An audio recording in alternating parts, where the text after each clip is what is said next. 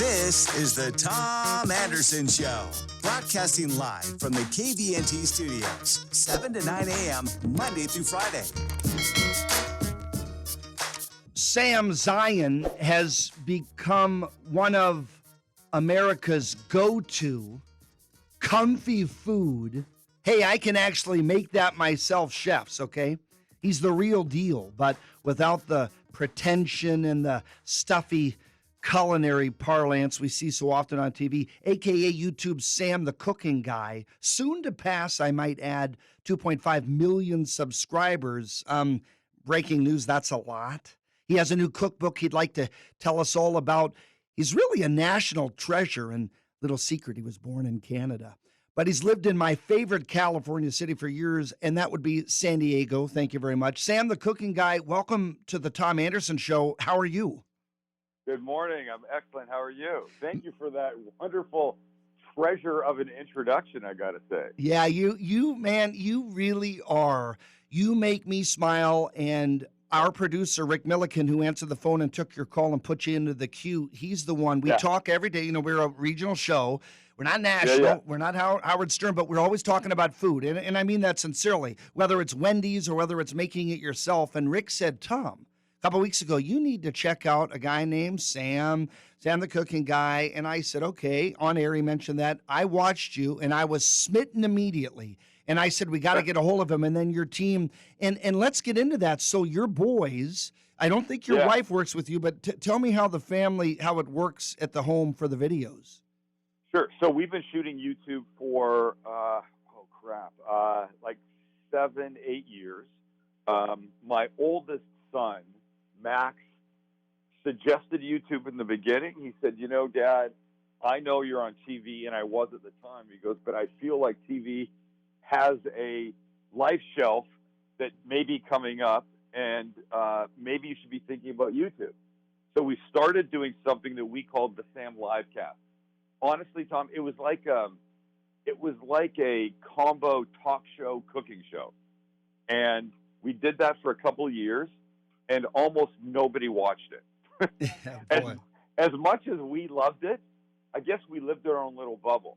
And one day we said, wait a minute, maybe we need to be pointing our efforts at things that people like. And that's more cooking, forget the banter, and don't make them as long. We were going, as long as an hour and a quarter. So we changed everything. The audience is decidedly male. You know, of these almost 2.5 million people that subscribe to the YouTube channel that you spoke of, almost 80% are guys between 18 and 44. That's a really high number. So you're not going to win the love of that demographic group by making, Waldorf salads and things like that. So look, arguably, and much to my wife's upset at times, we make things that may not be the healthiest, but my attitude is always this. You know, if you make a pizza and the recipe says serve 6, it should. Don't eat the whole thing by yourself. So the things we make are things that, people enjoy and people can make. You're right. I remember watching cooking shows on TV way back and thinking, well, that's nice, but I have no hope ever of making that. They're using technique. They're using ingredients I can't find. I can't pronounce half the stuff. I said, why doesn't somebody make a cooking show that when you watch it, you don't just get hungry and then go to eat, but you watch it and you go, you know what, that looks delicious, but it also looks easy and I think doable. I think I could pull that off. And that's what we've been doing. And you've done it with great success. And I think your style, your cadence, you clearly love your kids and your wife. You're lucky, you're a nice looking dude. You got the good voice. You could be an actor. Absolutely. And you could easily have a show on the cooking channel or whatever. I want to get into some of the dimensions. You've been on the Today Show. You had a show in San Diego. And I wonder how much better it is to be your own boss. But before we get that, folks, this is how poignant and eloquent Sam is. Here's a clip from Memory Lane. And I want you to think about his words. It was very moving to me. We took a minute from one of his videos. It's a crazy time in this country, on this continent, in the entire world. And one of the things that normalizes life a little bit, is sitting down and having a great meal with people. And of course, that's why pork plays such an important role in all of us sitting down all over the world, because pork is one of those things that can take you wherever you want to go, food-wise and memory-wise. We're making carnitas today because, well, I'm in San Diego and I'm 20 minutes from Mexico, and we love to go down there and have the carnitas off the taco carts in the small restaurants. It's amazing. But think about how food can transport you. For example, sweet and sour pork puts you in Asia somewhere.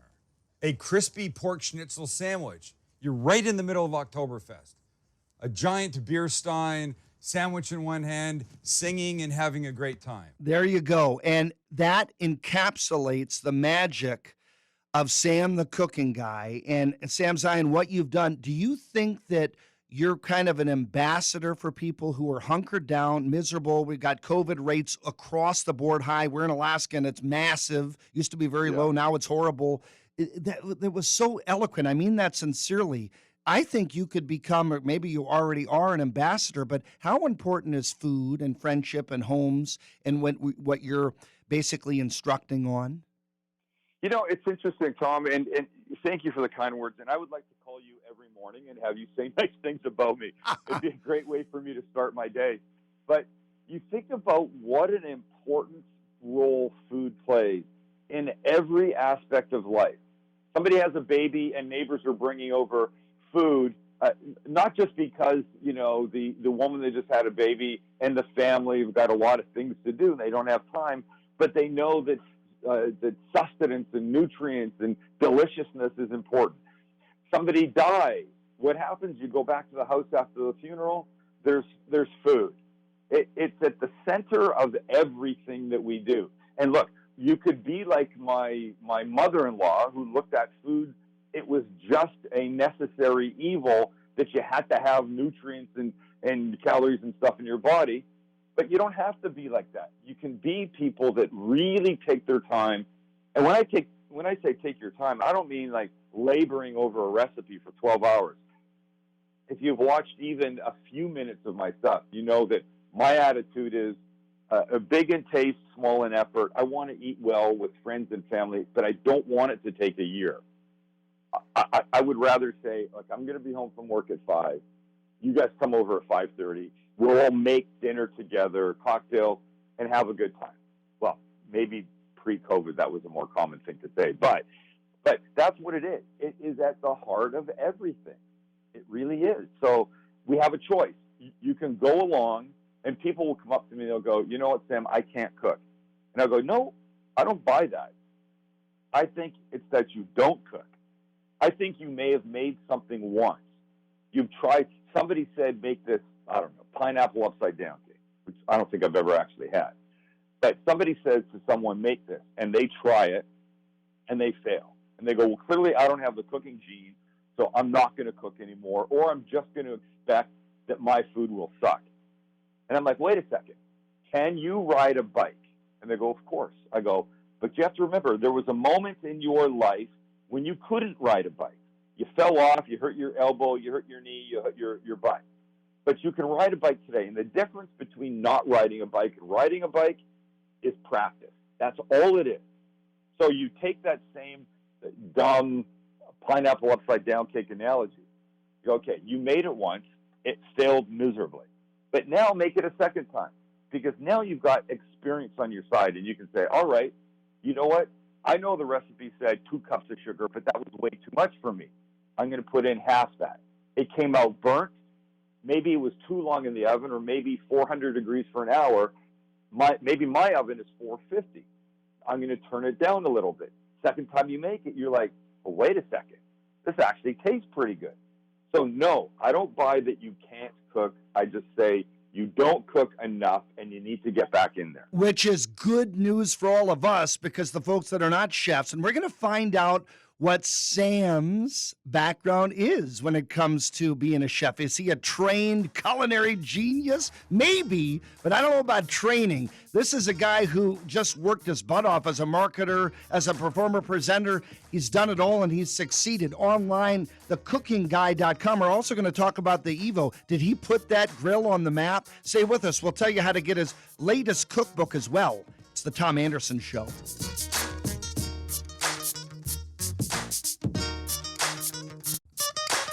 This is the Tom Anderson Show, broadcasting live from the KVNT studios, 7 to 9 a.m., Monday through Friday. Sam Zien, you know him online as Sam the Cooking Guy. Online, the website, thecookingguy.com. He has another cookbook out. And before the break, we were talking about all the yummy food he makes and how anybody can do it. And he means it. And he really shows. It's indicative on his videos. You got to watch him. You're not just going to be hungry. You're not just going to fall in love with his family and his Evo and all the cool equipment he has. But he even puts in every video how to purchase those, who to talk to, how you can purchase some of his kitchen wares, knives, other things, shirts. He has the funniest shirts and everything. I mean, this guy's an entertainer. It's in his blood. He joins a second segment here. So, Sam, how hard was it to transition? You have such a neat, I watched your Google present and where you went to Google and you talked to the executives, and you're such a charmer and you're so thoughtful. I watched it actually last night again for the second time to kind of get prepared for the interview, and I just was charmed at your detail and your stories. You're a real guy, and I think that you're just not BSing people. But now that you're a celebrity, you obviously are perceived as like a chef. And you seem like it. And then I thought, well, how many restaurants does he have? I know a couple of them, but maybe you can explain for folks that visit San Diego, and maybe are you going to go national someday? Well, so look, first just let me say this. You know, you use the term chef, and honestly, Tom, for years, I pushed that term away because to me, a chef was somebody that had either made their bones through a culinary school and or the restaurant business. And up to 2 years ago, I had neither of those. I was literally just a guy that cooked, hence the name. You know, there's no test for being a chef. Anybody can call themselves that. Anybody can put on a chef coat or a chef hat and say, I'm a chef. But to me, the title was earned, and I didn't want to take that away. But now, after everything I've done, people call me chef, and I've decided to stop fighting it. Really, it's a term of respect, and so I'm okay with it. But I was a biotech guy that hated what he did and wanted to find a way out, and I found my way into cooking, really, and not because I cooked, but because, I decided to try my hand at a travel show. I quit a real job, tried to start a travel show. 9/11 happened. That changed everything much more significantly for other people than it did for me, but it took away that opportunity because on September 12th of that year, clearly nobody was flying anywhere and they weren't buying a travel show, especially from a guy who had barely traveled and had never been on TV. Listen, now, let's roll the clocks forward a bit. We're now in 2020. We have two restaurants right where I live in Little Italy. One called Not Tacos, because they are not Mexican-inspired tacos. You know, you heard me say that we're close to Mexico. We've got amazing Mexican food in San Diego, and the last thing I felt like they needed was more Mexican food from me, a Canadian Jewish kid. But so our tacos are things like Korean short rib and smoky pulled pork with macaroni and cheese and mashed potato tacos and a Greek sort of lamb styled one. And so when we were talking about this in the beginning, people would go, well, are they tacos or aren't they? And I'd say in my head, well, A, don't get so angry. Sure. No reason for that. But B, what's it take to make a taco? Really, just a tortilla. Like, what does it take to make a sandwich? Does it matter what goes in the sandwich? As long as there's two pieces of bread, it's still a sandwich. So we have Not Tacos. We have across from it in this piazza that we're on, Graze, Graze, like what a cow would do. Graze by Sam the Cooking Guy, and that's flatbreads and charcuterie boards and shareable appetizers and stuff like that. And then we just recently opened what was meant to be a proper walk-in, sit-down, 3-day part, breakfast, lunch, dinner restaurant. But we leased the place about 2 months before COVID hit. And then, of course, you can't go in. Right now in San Diego, we've hit our purple tier level, and you can't go inside of a restaurant to eat. Everything's outside. So this place is burgers and sandwiches, appropriately named Sam Burgers and Sandwiches, that you can get to go, the third-party delivery services, or you can eat on the deck or in a courtyard out back. Brilliant. So kind of 4 things, really 3-ish, and one does double duty. But it's I say this to people when I talk to any size group. The question of what I did before and how I went from being a biotech guy to this, how does that happen? People are interested. And people are interested because so many people, Tom, and I know you know this, are miserable with what they do for a living. Yep. And I did a quick back-of-the-envelope calculation one day, and I said, okay, in a 24-hour day, for rough numbers, we sleep 8. We recreate 8, from when you come home from work in the morning, that kind of stuff, and we work 8. And if roughly 30% of our adult life is working, should it not be something that makes you happy? It's because the truth. on the last day, your last day on this planet, what are you going to remember? You're going to remember what makes you happy, what's in your heart, that kind of stuff. And say what you want, and I will argue this any day of the week. Having a lot of money and the fancy cars and junk like that is not going to matter. Did you spend a significant chunk of your life going to work, walking in the front door and saying, not this freaking place again? And that was my last year at the biotech company. And that I set out to change. And you did change it. TheCookingGuy.com. You're too humble. We're talking with Sam Zien, and let's get into, by the way, I love Vancouver, where you're from. I love Toronto. I have a minor in Canada studies. My favorite city, wow. Calgary. I love Calgary. My wife's from Calgary. I love Calgary. I love your wife. I knew I loved her. Listen, you haven't talked about, and we got about 2.5 minutes left, on your website, you got Sam the Cooking Guy recipes with intentional leftovers. I'm going to order a couple of those as gifts right when we hang up here. We're making a YouTube video. We're a little fledgling compared to you, but we're going to promote the crap out of it. What else can you get online? So what? You can get anything. I mean, T-shirts and stuff like that. And we put Amazon links to stuff that we use because people see me using a garlic press or inserting this or that. Evo. We want to make our life easy too, and that looks like it works. Let me just say this about the book. So my 4th cookbook, the other ones have been a grilling book, a sort of kitchen shortcut book, and then a general recipes book. And this one, over the past few years, I've started changing my thinking about leftovers. I don't throw out things now. I try and keep them. But so this book is 19 master recipes, like how to nail a steak perfectly every time, how to roast a chicken, how to make perfect steamed rice or hard-boiled eggs. Those are silly things. But then we show you 4 or 5 recipes of stuff you can make with those master recipes once you've made them. So you don't have to eat that roast chicken the same way for 3 or 4 nights. Leftover steak. And people always say to me, dude, I never have leftover steak. I go, okay, so intentionally have some. Put an extra steak on, because the things you can make with that steak the next day, other than just cutting a steak and taking a bite, are really incredible. It's a fun thing because you've got a chapter on what to do with your Thanksgiving leftovers. And honestly, one of my favorite things is a gorgeous Thanksgiving Benedict where gravy is the hollandaise sauce and the stuffing becomes a patty that stands in for the English muffin. And, of course, turkey takes the place. Oh, my gosh. TheCookingGuy.com. Sam the Cooking Guy on YouTube. He is a sensation. He is literally, barring none in comparison, he's the best cooking YouTube channel, I think, in America, probably on earth. You will love him. Sam, I so appreciate the time you spent with us. Happy forthcoming Thanksgiving, and I look forward to maybe getting you back on again, brother, and we're going to encourage people to buy your stuff and make a YouTube video. God bless you, my friend, and your family. Keep up the good work, folks. It's the Tom Anderson Show. Thank you, Samuel.